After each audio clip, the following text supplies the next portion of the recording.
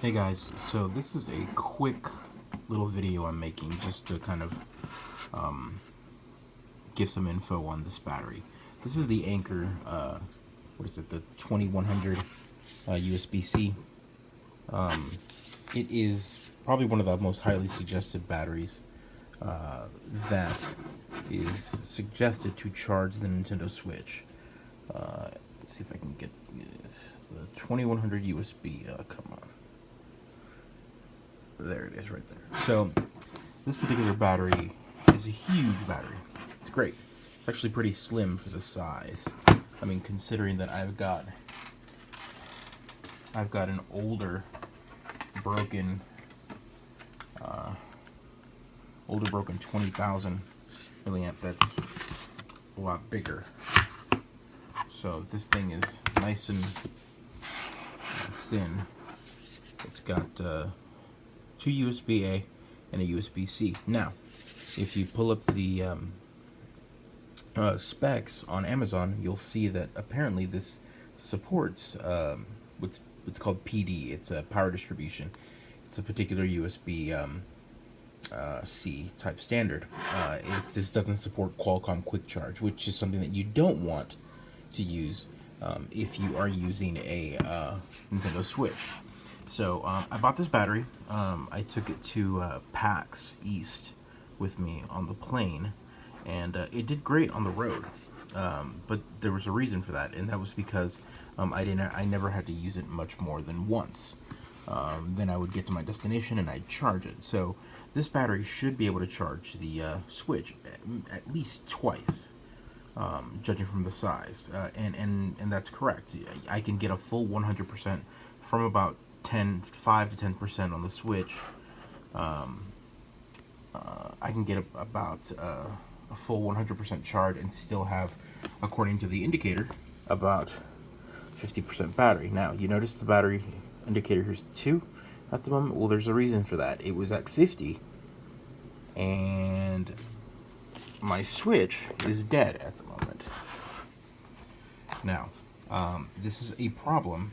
I don't know if you guys know who, what is it, Benson Lung. He is I think he's an engineer for Google, and he has been kind of going through multiple USB-C accessories and kind of reviewing them to see if they follow proper standards. There's a lot of dangerous USB-C devices out there that do overcharging and don't follow proper standards, and they can overheat, they can damage your devices. It's the wild west right now when it comes down to USB-C. The accessory makers are not following the proper standards that are set, and I ran into this issue that I'm going to talk about in a second, and he posted the exact story that I'm talking about, which is right on their page. USB-C needs to get smarter before it gets better, and this particular story is interesting because, I mean, you see he's even posting about the Switch, how this was 8 weeks ago, I think. But look, the problem with this battery pack, and why I cannot suggest you buy it, is, and this is not a problem specifically with the battery pack, or maybe it is, according to him, he says it could be. The problem here is if the battery pack hits 50% and your Switch is at 100, your Switch technically has more power than the battery pack. At that point, the battery pack will then start charging itself from the Switch, and it will drain the battery. It will drain the battery from the Switch and try to charge the battery pack again. And you'll notice that you'll see this light start blinking like it's charging, and that's because that's the only way to charge this. USB-C does it's a send and receive style port, like it's the power delivery and data delivery goes in and out. And again, I'm not going to go into the specifics on it, the proper terminology. I'm probably using it wrong, and I'm going to get comments on that. But the idea here is power distribution is supposed to be, the idea is it's supposed to be smart enough to go, okay, I can't charge it anymore, so I'm going to stop. But it doesn't. Instead, it's almost like it's like a seesaw. And so what's happening here is this thing doesn't have enough power, or it should still have a whole battery, a whole 50% of battery to keep charging this one more time, but it doesn't, because this thing is so low at some point. eventually it starts draining the battery from the switch. And if you plug this in, so I noticed this early on because I was at about, I think last weekend I was on the couch and I decided to just play through, and I drained the battery 2 hours later, and I recharged it to 100% using this. And then later on I sat down on the couch again and I played, and I drained the battery down to about 30%. So I said I'm going to plug it back in, and I plugged it into this, and these lights started blinking. They didn't stay lit like it was charging it, and the charge indicator did not come on.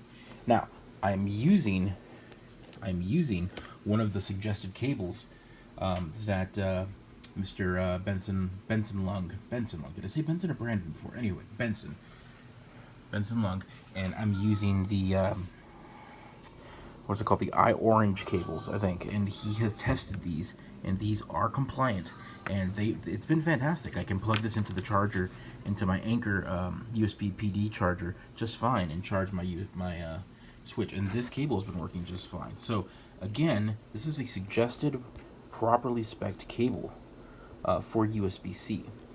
But yeah, this battery pack will only, the capacity is 20,100, but you will only get 10,000 out of this for the Switch specifically.